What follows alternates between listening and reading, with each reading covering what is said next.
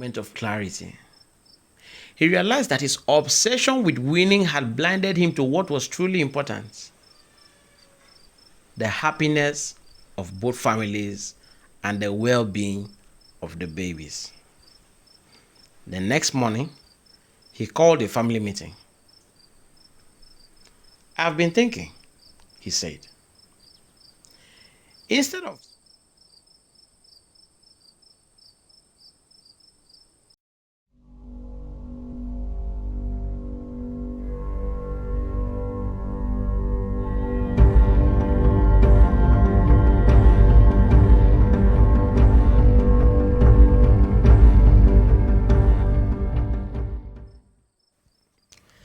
Diego Martinez was midway through filming a video for his failing YouTube channel.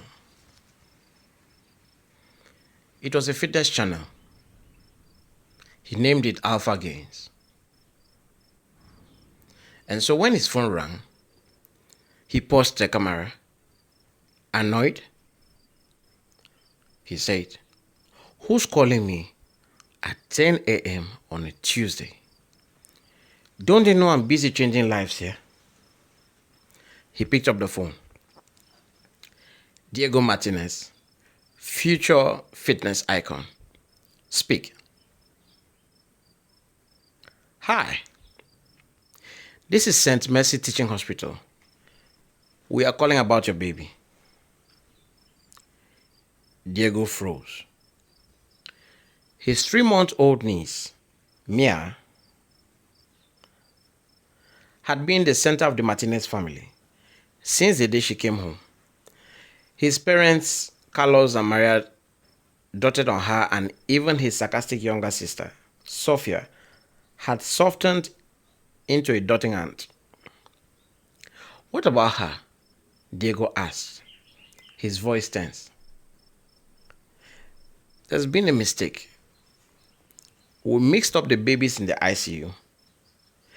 Maya isn't biologically yours. We need you to bring her in for a swap." Diego's jaw dropped. "A swap?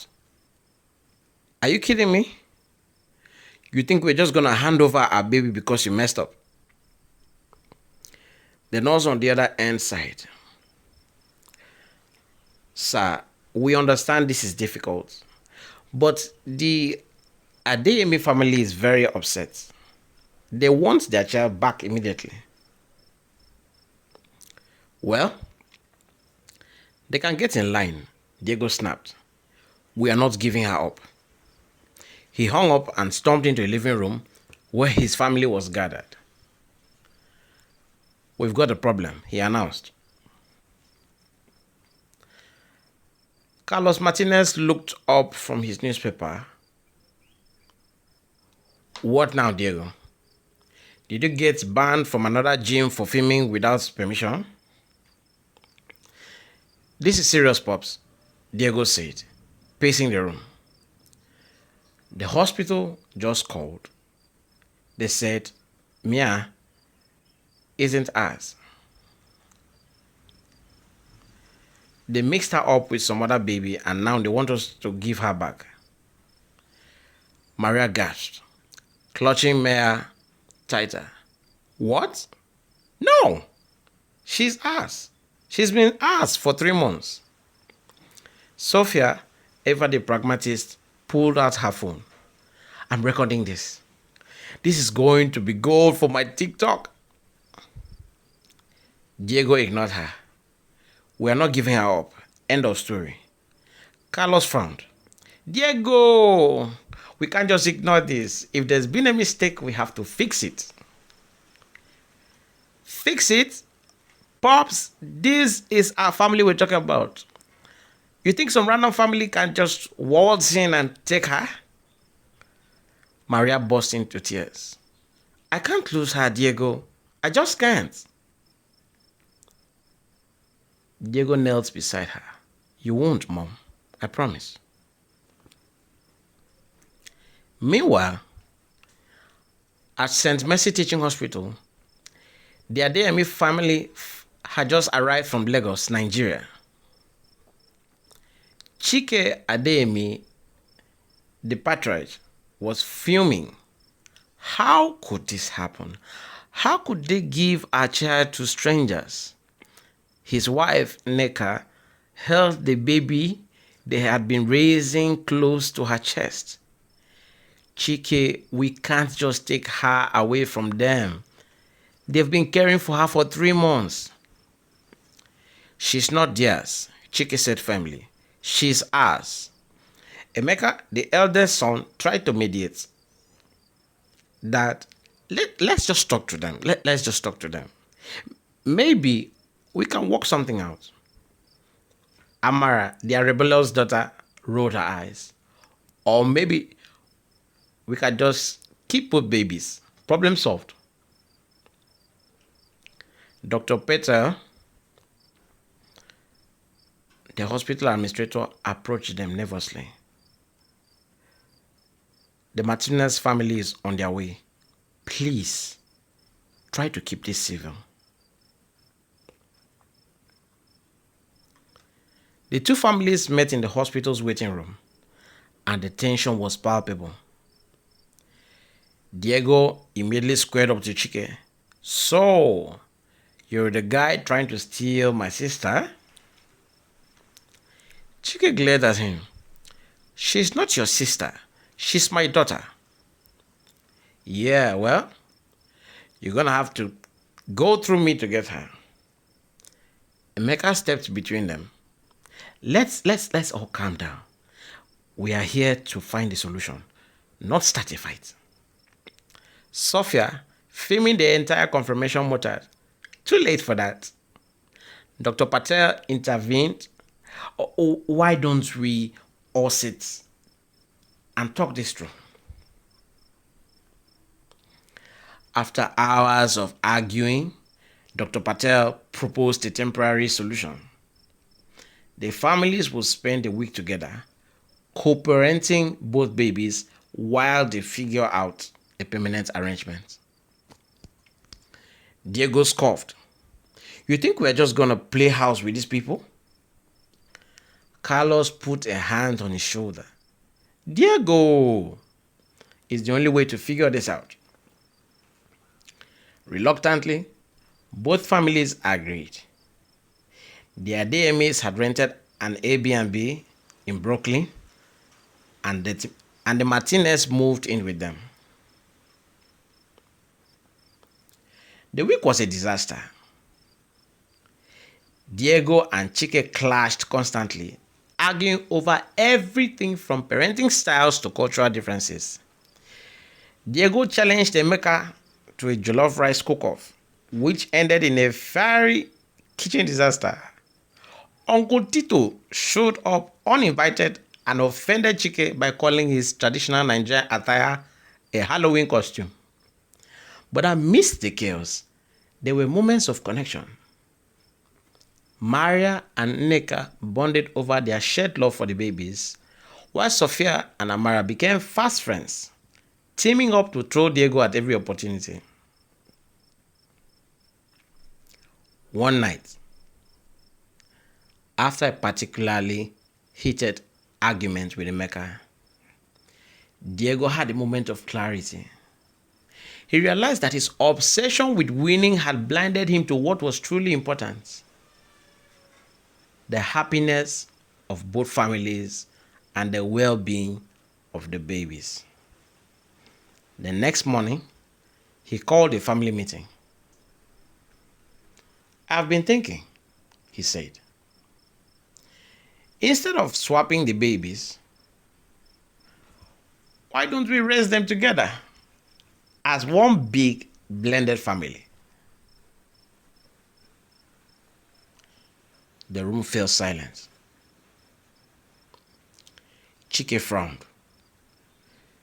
You expect us to share our child with strangers? We are not strangers, Diego said. We are family. Maybe not by blood, but by love. Maria and Neka exchanged a look, then nodded.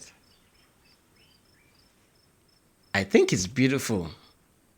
This is a beautiful idea, Maria said. Neka smiled. So do I. And so,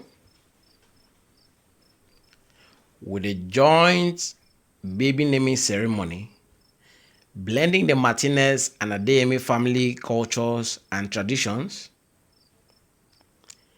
Diego and Emeka even performed a comedic dance routine to Afro beats, which Sofa live streamed to her TikTok. Diego started a new YouTube channel. He named it Blended Families, Big Drama. And this YouTube channel became an instant hit. The two families became an internet sensation, proving that love and connection transcend biology and cultural boundaries. As the ceremony ended, Diego looked around at his new unconventional family and smiled. Maybe being an alpha male is not about winning, he said. Maybe it's about knowing when to let go. And now, let's look at 5 lessons from this story. Lesson number 1. Family is not just about blood, it's about love. The Martinez and the Adeyemi families discovered that the babies they were raising were not biologically theirs. Despite the initial shock, they realized that the love they've already built for these children is what truly matters. You see, as a firstborn son, you might feel pressure to protect your family's legacy or uphold your family's traditions. But I want you to see that this story shows us that family is not defined by DNA. It is defined by the bonds you create with other people. Diego learns this when he realizes that Mia, the baby he's been protecting, is just as much his family as anyone related by blood. So don't let societal expectations or biology limit how you define the people you call family. Love, care, and shared experiences are what make a family real. Lesson 2. Sometimes you have to let go of control. You see, in this story, Diego spends most of the story trying to control the situation. Refusing to give up the baby, challenging Emeka to ridiculous competitions, and even trying to win the argument. But it's only when he lets go of his need to control everything that he finds a solution. As a firstborn, you might feel like you have to be the leader or the fixer in every situation. But this story clearly shows that trying to control everything can sometimes backfire. Diego's breakthrough comes when he stops trying to dominate and starts listening to others. The point is, it is okay to step back and let others take the lead sometimes. True strength is not about controlling everything. It's about knowing when to let go. Lesson 3. Conflict can sometimes lead to connection. You see, in the story, the Martinez and Adeyemi families started off as enemies, arguing over who gets to keep the babies. But through their conflicts, they learned to understand each other's perspective and eventually form a deep connection. So, As a firstborn, you might find yourself in conflicts with your siblings, with your parents, or sometimes even with strangers.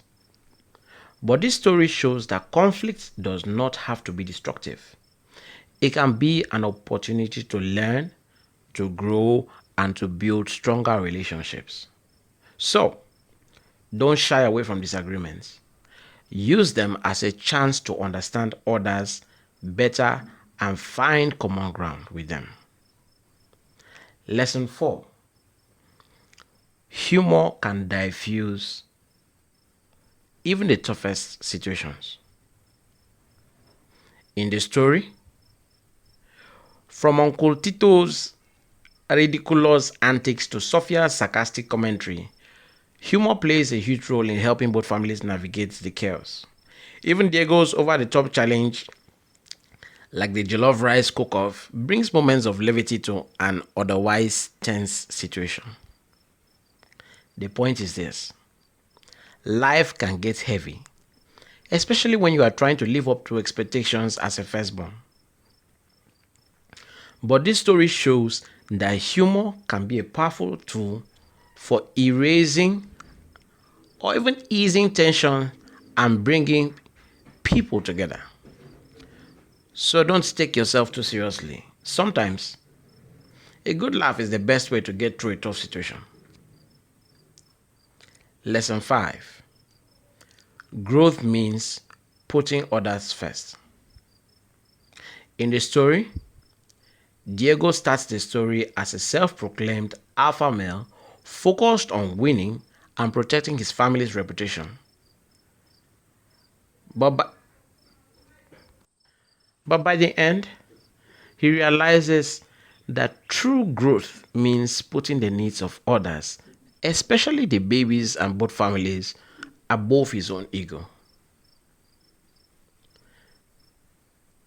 Why this matters is that as a firstborn, you might feel pressure to be the hero or the protector. But this story shows that real growth is not about being the strongest or the loudest. It's about being selfless and prioritizing the well being of the other people you care about. In essence, true leadership is not about dominance, it is about being empathic, it's about you knowing when to compromise, and it's also about you knowing that as much as it's good to put yourself first, sometimes when it matters most, it's okay to put others first. This story is not just about a baby mix up, it's about growth, connection, and redefining what it means to be a family. As a firstborn, you are navigating your own journey of responsibility, identity, and leadership. And so these lessons should always remind you that it's okay to make mistakes. It's also okay to let go of control and embrace the messy, beautiful chaos of life. So the next time you are faced with a tough situation, ask yourself, what would Diego do? But maybe skip the jollof rice cook-off. And if you're yet to, do well to like this video and subscribe to this channel. It is a free way you are helping us to build a community of firstborns. Thank you and see you in the next one.